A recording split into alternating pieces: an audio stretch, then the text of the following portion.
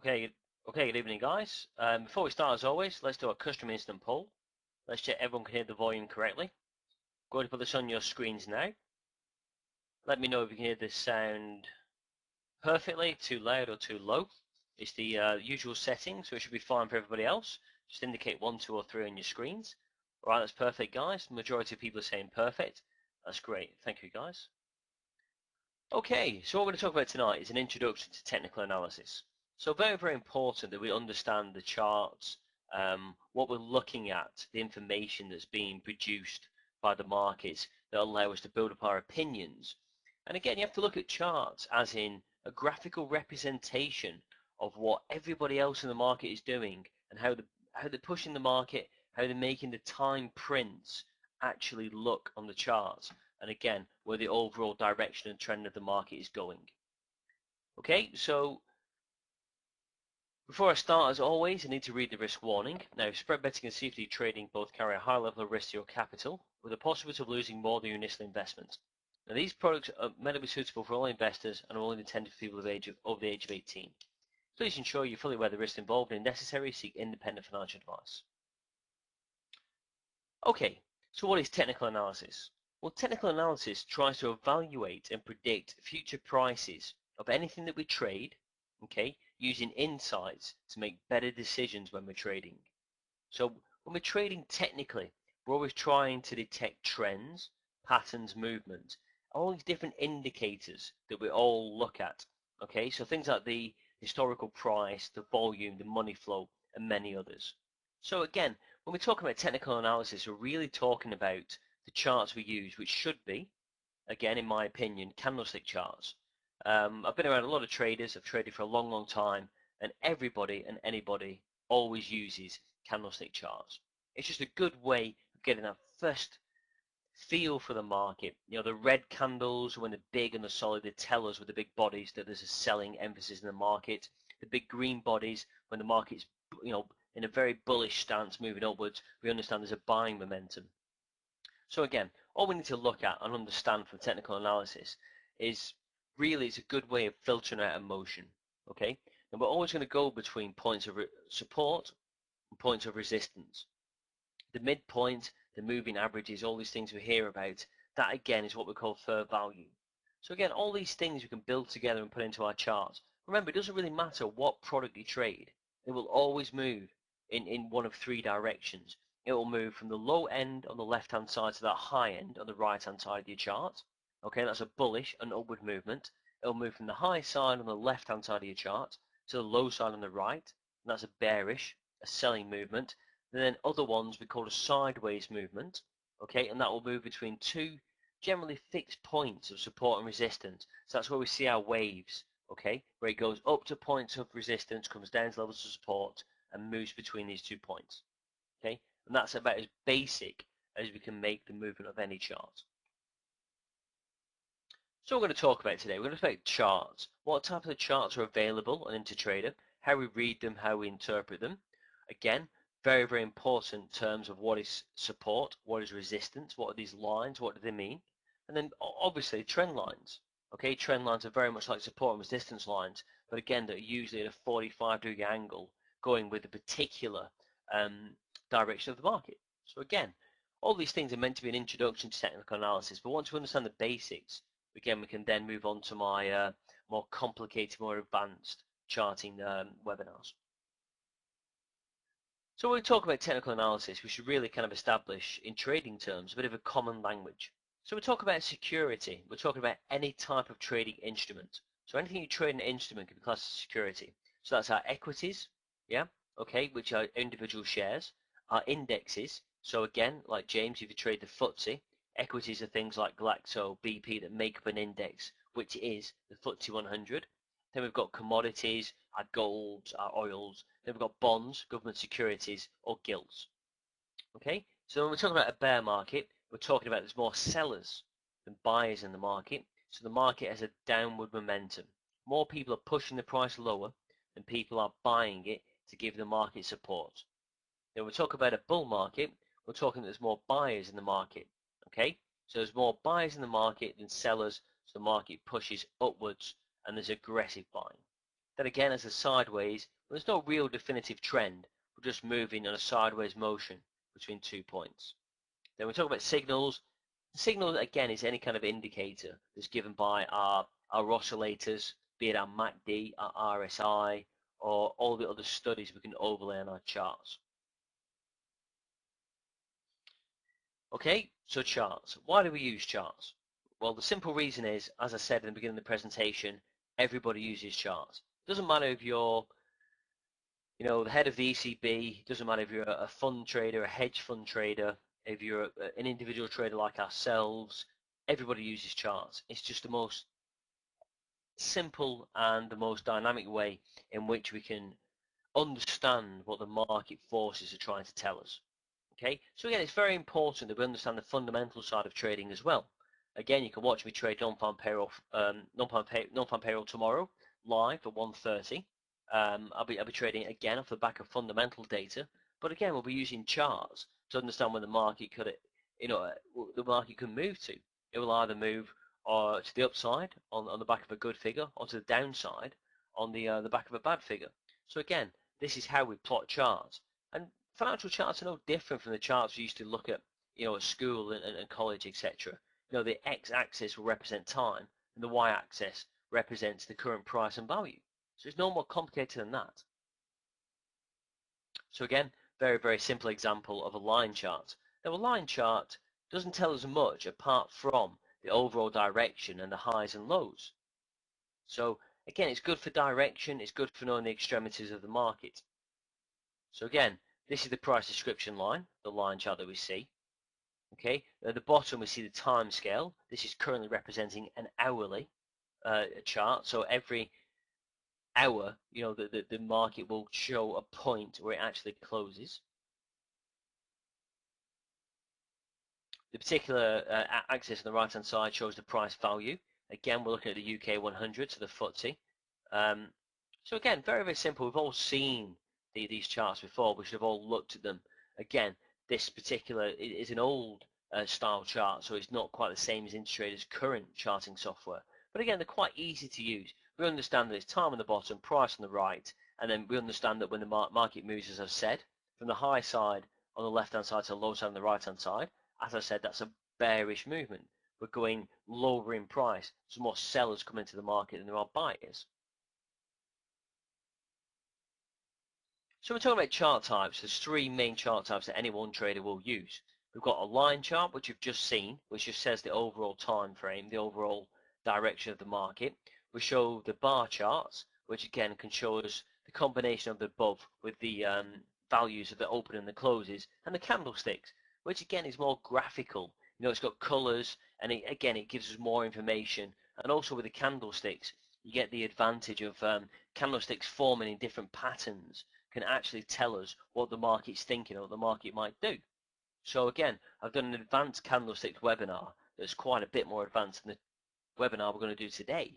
But again, once we understand the charts that we're looking at, what the charts mean, we can move on to the more complicated and again, possibly the more kind of advanced styles of trading. Okay, James, I can see you're already asking questions, so we'll just come to these. Sideways is dangerous because you take a position and get trapped. Okay, well, sideways is dangerous because you get trapped, but with the sideways market, James, you should know what the support and resistance is. So unless you're involved in the middle, okay, of that particular trade, you should know where your out is. So you're either right or you're either instantly wrong. Okay, so sideways markets are difficult, but again, there's different presentations that I'll go through. Probably channel trading is the best one, where you can trade between two fixed points.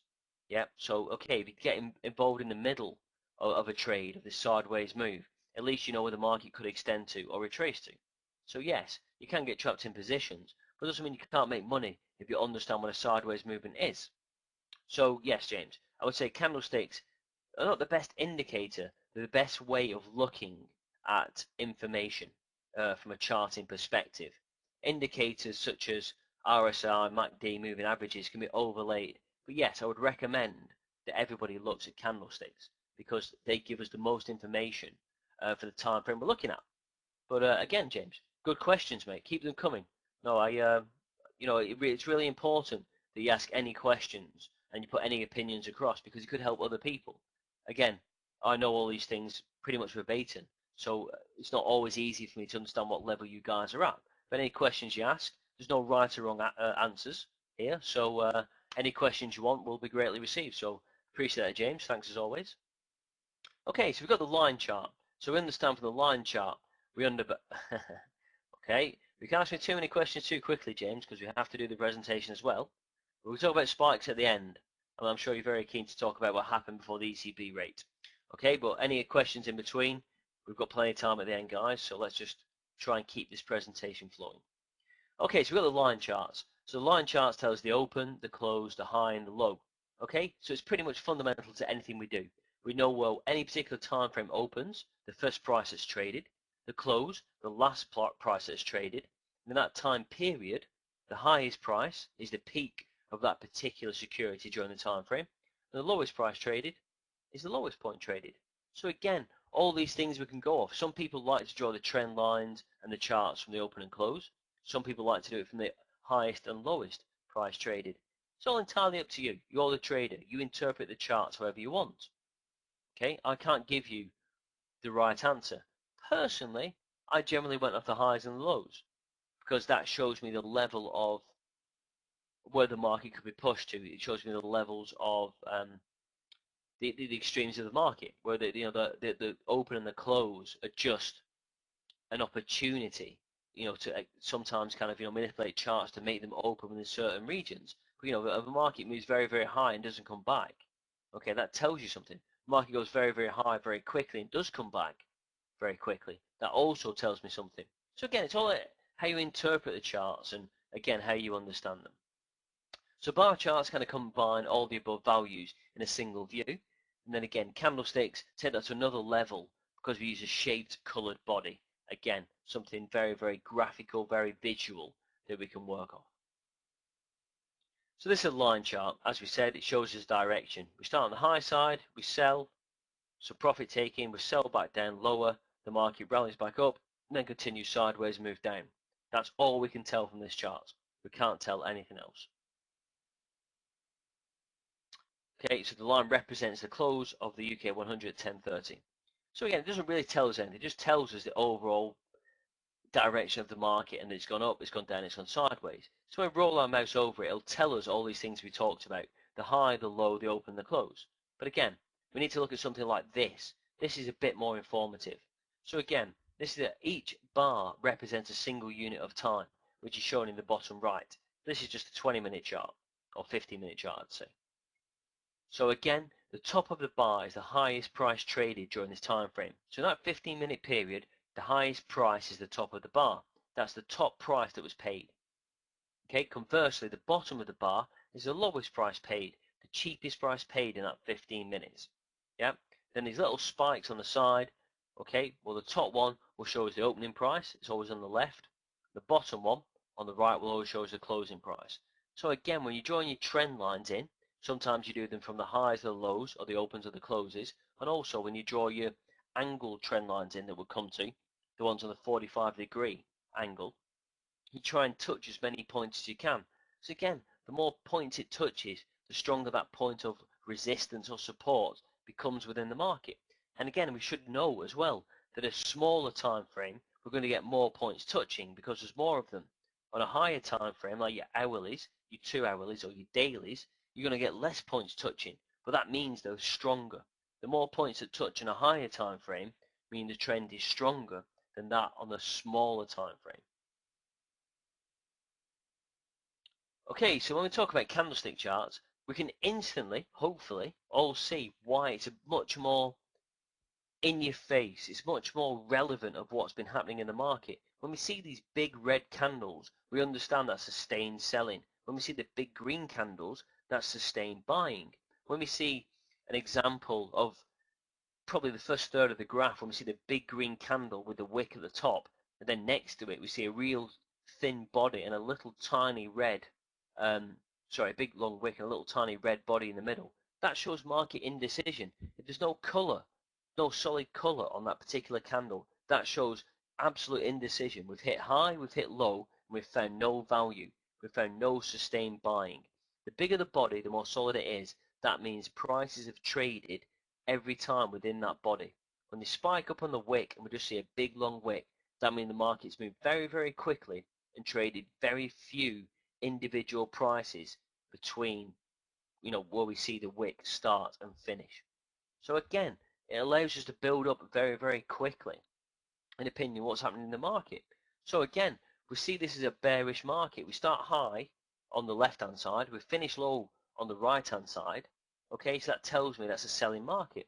So every time we see a green candle, we should be looking for the top of that green candle to sell and see a red candle form to indicate selling action. So you could have sold the beginning of this chart, yeah, and then bought back at the very bottom where the last candlestick prints and made a profit. But again, that's the easy part of trading. We all know it's going to go down, but it's how we get involved in the meantime. In the meantime, we go up, we go down, we go up, we go down. There's 3 points the market spikes back higher that we can get stopped out of trades. So it's all about understanding that markets will move, giving them time to move. And you either want to trade the movement in between the eventual high and low of the full move, or you want to capitalize on the highs and lows in between that move. So in my opinion, there's 3 opportunities in that chart to sell high and make money. Or you sell high at the beginning, hold on to it for the entire length of that graph, and then take your profit. So again, it's how you view the charts. If you're an intraday trader, sometimes you want to stay in for smaller moves and take a lot of little profit, rather than holding on for the entire move and taking the entire risk exposure on and taking the entire profit. So again, it's just different ways looking at the charts and understanding that charts have to be made up over time. You can't expect to put a trade on and until they make money. So again, this will just go through. It's another candlestick chart. Okay, so it's very much like the bar chart, exactly the same, but the top of the body, as we call it, is the opening price. The bottom of the body is the closing price. Then the wick, the thin bit, that's why we call them candles, is the highest price traded. Then the low of the wick is the lowest price traded. So this is where you match up your trend lines. This is what should indicate the more points you touch, the stronger a trend line or a trend particular 45-degree or channel is going to be by hitting the most points on these charts. So support and resistance. Now support and resistance are key points that everybody looks for in any chart that we trade. So again, it's all about supply and demand, yeah, where fair value is. Okay, so it's going back to the very old laws of economics, people like Adam Smith, the invisible hand, all these things. They talk about where supply is, okay, what's coming into the market, and then where demand peaks, where demand stops. And that's again, it's just the same. Remember, we can buy markets up and people see value. So when we're buying things and we think they're cheap, but we'll get to the point where they're too expensive, and then we'll sell them. We'll take profit, or sellers will come into the market and say that isn't fair value anymore. So I'm going to sell at this price in order to make the market go down. And again, these are things we need to look at. You can buy the markets just as much as you can sell them. So remember, a support line occurs when the security reaches a value where the demand, the buyers, exceeds the supply, people that sell the market, hence supporting the price and preventing it falling below this value. And resistance by its very name. A line occurs when a number of sellers exceeds the number of buyers, hence resisting any further increase to the value of that security. So it's no more complicated than that. But if you set these levels of supply and demand on the more extremes of the market, you can see where the market is likely to move to. Again, it's all about these waves, it's all about the highs, the lows, and where is fair value. Yeah, this is how you build your charts up and you understand on a daily, weekly, monthly basis how far the markets can push. So here we have an example. So straight away we can understand. We start on the low hand side, yeah, the chart finishes on the right hand side. And when you put your lines, your trend lines in, we might only know the first third of the graph. We don't know the rest is going to go. But we draw our trend lines in anticipation. Okay, so this can be any chart. It doesn't matter what it is. I'm not even going to tell you what this chart is because it is absolutely irrelevant. So what we'll do is we'll draw a level of support in.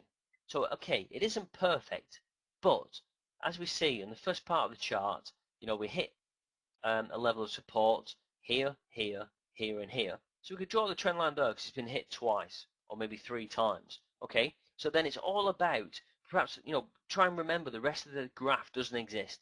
So looking at the first fifth of the graph, say. So we've hit the blue line twice at the long spikes. Right, we don't know what the rest of the chart's going to do. It's irrelevant. So we've seen that it's been hit twice on a straight line. That becomes a level of support. Okay? And conversely, we can draw this red line in, yeah, where we see, where the market's moved up and broke through. But again, when it comes back into that range and hits a level of support, the first point it looks to touch is this red line again. So that's what I'm saying with trend lines. They don't have to be perfect. As long as they fit into the chart and you think that people are going to be looking at them as well, they will act as support and resistance. So in this chart, we've seen that the support is acting a bit better than the resistance. So when the market's hitting down, okay, although it's a sideways movement, okay, like James was saying, you can get caught. Well, we don't get caught because we don't buy unless we've bounced off the blue line. So every time we bounce off the blue line, we look for it to hit anywhere near the red line and sell. We don't sell because it breaks through. It's uncertain. So we look at this as a buying sideways movement. So every time we come back into the blue line, we buy the market up. Buy it low, sell it high. Buy it low, sell it high. And there's 1, 2, 3, 4, 5, 6, 8 points on that chart, yeah, where it moves inside that blue line that we know is support, we know is good value, and the chart moves higher. So it doesn't matter if we sell for 1 tick, 2 tick, 20 ticks, 50 ticks. It's all profit. So it's all about identifying the market you're trading, putting your rules in place, and making sure you understand them and stick to them. So if we're inside that blue line, anything is seen to be cheap money. So if it goes higher, we know the likelihood is it will try and test that red line or test that level of resistance. So anywhere getting towards that line, we take out for profit. And that's what we call trading a sideways market. So yes, there are opportunities where you can get caught in sideways markets. There are also opportunities when you pick the extremes of support and resistance. As long as you get involved in them levels, not in the middle of the range, they're the opportunities to make money.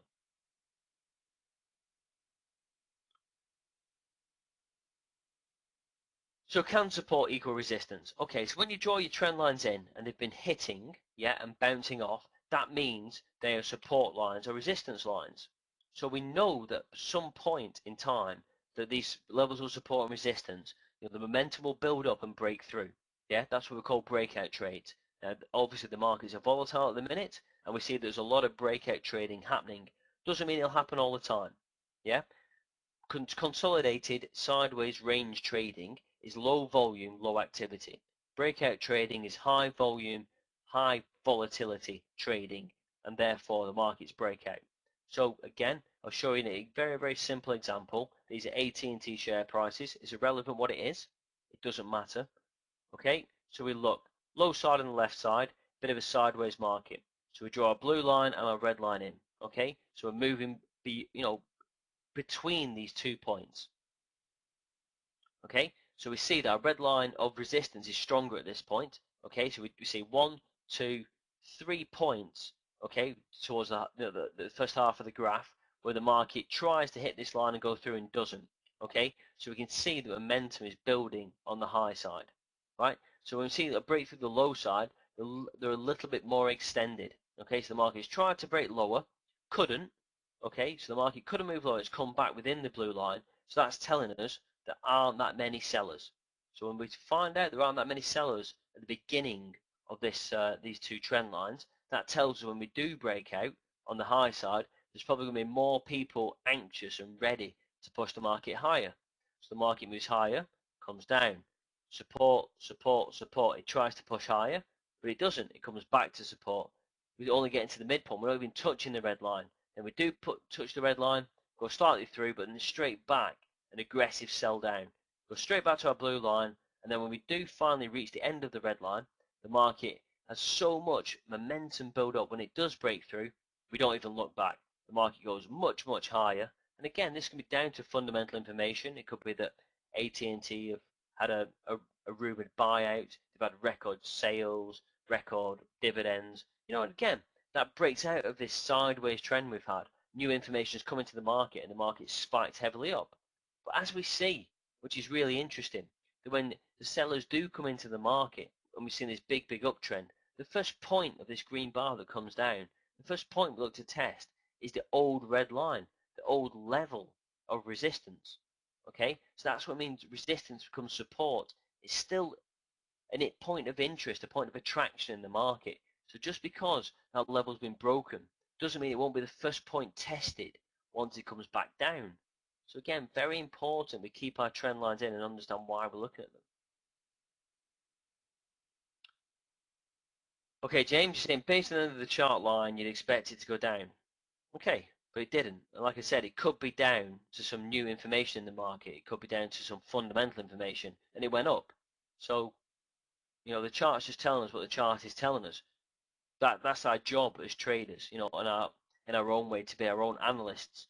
Yeah, you'd expect it to go down, but it doesn't. So then you have to go with the momentum, because once it's broken through that level of resistance and doesn't look back to test, then it's only going in one direction. Think about it as an elastic band. You know, you keep pulling it, okay? Then you pull it too far and it breaks. Yeah? And then the other half of the elastic band will then go very, very high up in the air. Yeah? And then it will come back. Where's it going to come back to? Your hand, where it broke from in the first place. That's how markets work. That's momentum. That's momentum building up. I can't really explain it any simpler than that. So again, you will go between these 2 points for a certain amount at a time. Then they will break out, and it will be very quick and very sharp. But the first point it looks to come back to is where it broke out of. Yeah, and that's how charts work. So support and resistance summary. So again, it's very important to identify support and resistance levels. Although they're not always accurate and then, you know, breakdowns and breakouts occur, again, they'd be useful in limiting losses and understanding, you know, where you should take profit, where the market's making different decisions, what can happen. So remember the benefits. Securities will have a tendency to stay within support and resistance. You can call it lines, you can call it zone, you can call it anything you like. They will stay within, you know, within a certain range for a certain period of time until new information comes in or the overall bias of the market changes. Then it will go very quickly in one direction. Yeah, and that's a drawback. If you trade in this way, picking the highs and lows and making consistent money, when it does break out, if you don't identify that it's breaking out quickly, you can wipe out a lot of profit very quickly because the market moves quickly and swiftly in one direction and it doesn't come back, it doesn't retrace until the move has gone sufficient. So that's the drawback of looking at the things these way. Of course it's the hard part, James. If markets always move between two fixed points, then we'd all be millionaires. We'd know where the market would start, where the market would stop. That's the difficult point of trading. But it's all about adopting technical analysis and identifying the market to the right conditions. There's no point charting a breakout market and looking for the highs and lows. You need to be looking at the highs and lows as the breaking points. Okay, when markets aren't breaking out, look at them as the trend markets. So when they hit the highs and lows, that's the high and low. Therefore, you sell the high, you buy the low, and it goes back to fair value. That's why you have to understand. You've got to chart the markets in the way that they're behaving. Yeah, they don't always act in the same way, but they're either going to be consolidating markets, moving between two fixed points. Yeah, so you sell highs, buy lows, or they're breaking out and then you buy highs and sell lows because the market's going to overextend. Yeah. So again, it takes time to learn these things, and this is just the introduction. So again, these are the hard parts we have to learn. So trend lines. So as I said with trend lines, this is where two or more points on any chart are connected by a horizontal line or a 45-degree angle. So uptrends, as we know, is connecting 2 points on the lows of the graph to give us a positive slope. So again, we can look at this in an Apple shares. Again, it's going to be much easier to look at in a chart. Low side on the left, we finish on a high side on the right. So what do? Okay, so it doesn't matter what year it's from, doesn't matter what it is. Okay, we see that at this point here, where the blue line starts, yeah, we can draw and touch nearly this point here, and then again, 2 more points where the blue line ends. So that's at a 45-degree angle. That shows that's a good, steady, sustainable upward move. So that means anywhere along the blue line, yeah, we should buy and look for the price to go higher. Okay, now we see with the dark blue line that it moves from a greater degree than 45 degrees. That means the markets are going to move quicker. So as we can see, all along these points, we touch the blue line, we don't really break through it. So again, the market seems to be acting a bit more volatile. We see the spikes on the upside a little bit more aggressive. So the steeper the angle, the steeper the move. So it just means that anywhere below this blue line, if we touch it or we're near to it, we should be buying because that's seen as good value, and we buy low, sell high. So that's how we draw in these trend lines to understand what the market's telling us. So it doesn't have to move in a quick direction, it doesn't have to break out, it just has to move from this blue point upwards to show us that the market is in a buying emphasis and there's more buyers than sellers in the market. So we should be buying low rather than trying to pick points to sell. And again, this blue line shows, again, a good level of horizontal support. So the market breaks down finally from this uptrend, and we see, again, a good level of support that kind of hits this low point here and here. We could draw a nice straight line there. Then the first point it looks to hit is this straight line of support where the market broke out. Yeah. And then again, we start a new wave along this blue line. So a downward trend, a downward line. Again, this is just the opposite. We pick the tops points of the graph and try and get a negative slope. So we can look at Barclays shares. Again, it could be anything, it doesn't matter. So again, we start on the high side of the graph on the left-hand side. We see a bit of a trend channel. So 2 points of support and resistance. So the red line showing a very nice level of resistance. We don't break through. The blue line equally. So again, when we hit the end of the resistance line in the red, we can see the market's moving down now. So we draw our level of resistance, this blue line in. Okay, so that's showing us that any point now the market has broke out of this sideways trend and it's moving down. This is showing anywhere on the blue line is level of resistance. So the market shouldn't move too much higher from this blue line. So it's a good opportunity to sell. It's as simple as that, guys. And again, so the 45-degree angle, it shows us that that's a good, steady, sustainable move, and it's going to last a period of time. Because again, the steeper it is, if it's 90 degrees, yeah, that shows you that it can't sustain for that long. 45 degrees means it's more sustainable, it's more liable to last over a period of time, and more points hit it, allowing the market to sell off when the market goes higher.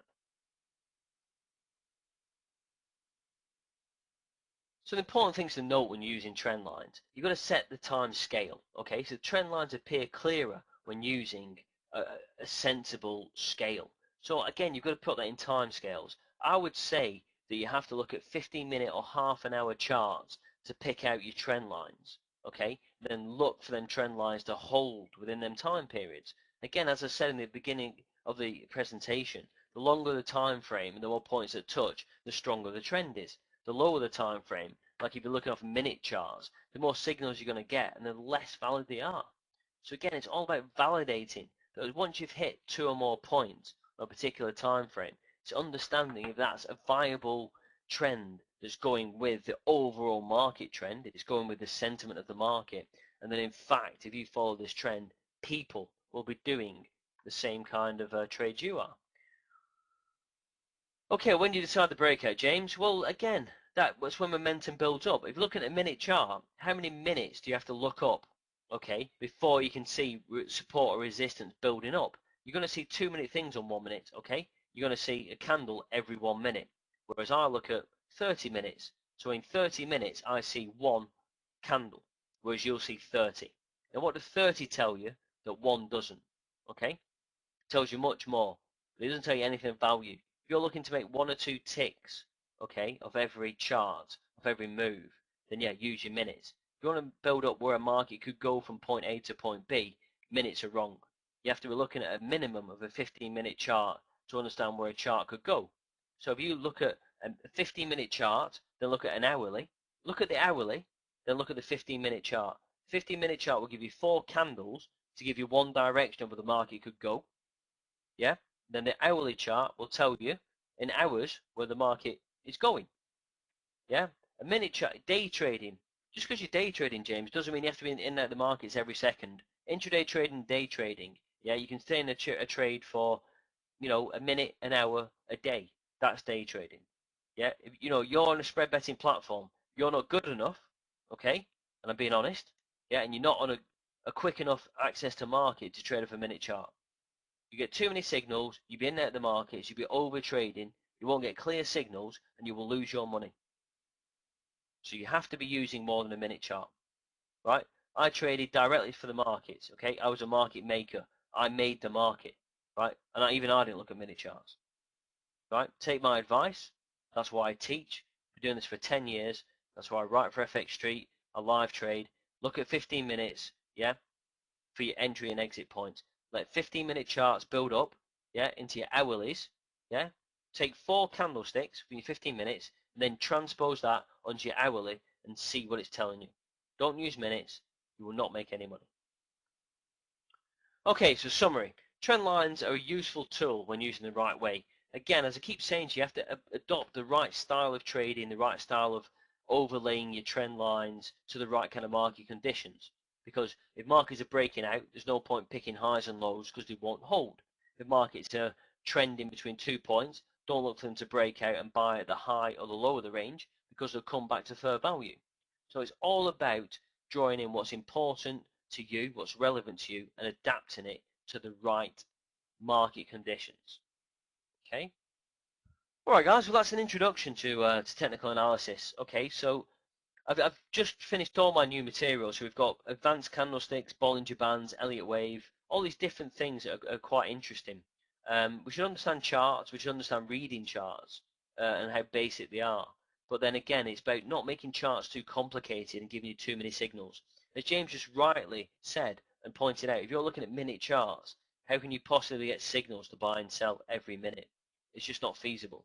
You need to be looking at a reasonable time frame in order to get the right entry point, then to allow you to predict and reasonably understand where the market could go to take out your profit. The markets are moving quite volatile at the minute and are moving in good, strong directions. So it's all about picking the right entry point and then not being greedy and being confident enough to hold the position to where it can go. And then trend lines are perfect for this. Once you find a level of support, you look for your first point of resistance. Yeah?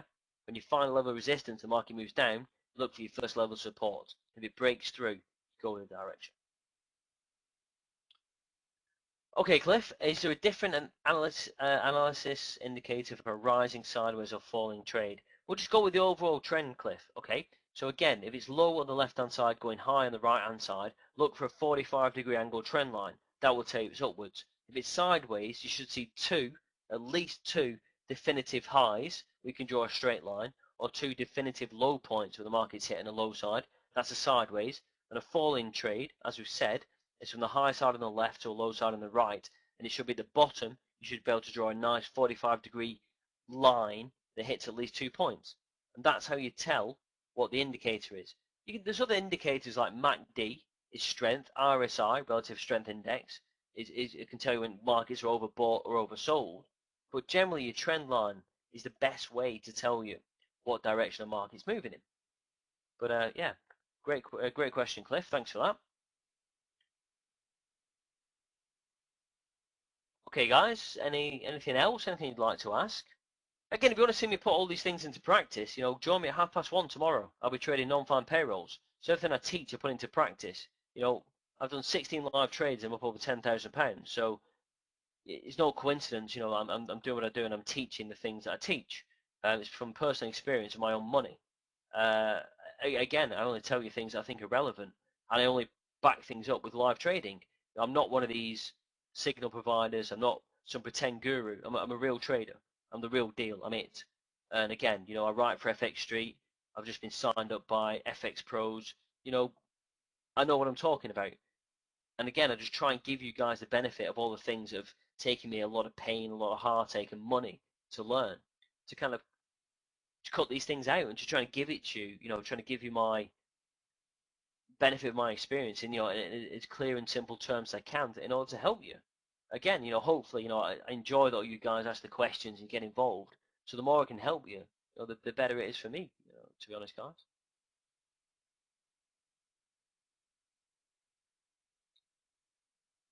All right, it's great, Cliff. I look forward to seeing you too. James, what about major market moving info? Yeah, we look at your news wires. Look at Bloomberg, Reuters, Sky News. Listen to your squawk, okay? Intertrade has a squawk, round squawk. A guy, again, funnily enough, I know, we used to work with him in London at Snyder's when I ran it. He knows everything about the markets and he gets the information first. So listen, understand. That's fundamental stuff, James. There's a fundamental presentation you should tune into, and I'll tell you all about news and how to trade news.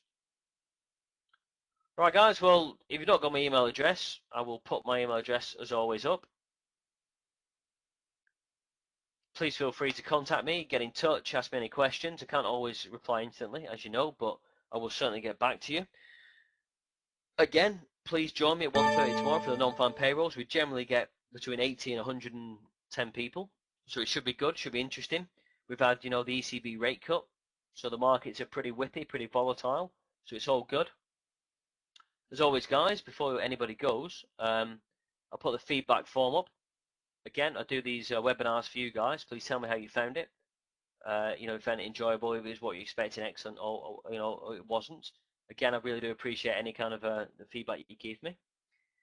And again, anything you want to see, anything you want me to write, want to present, want to talk about, if you send it to my email address, I'll forward it to the InterTrader guys.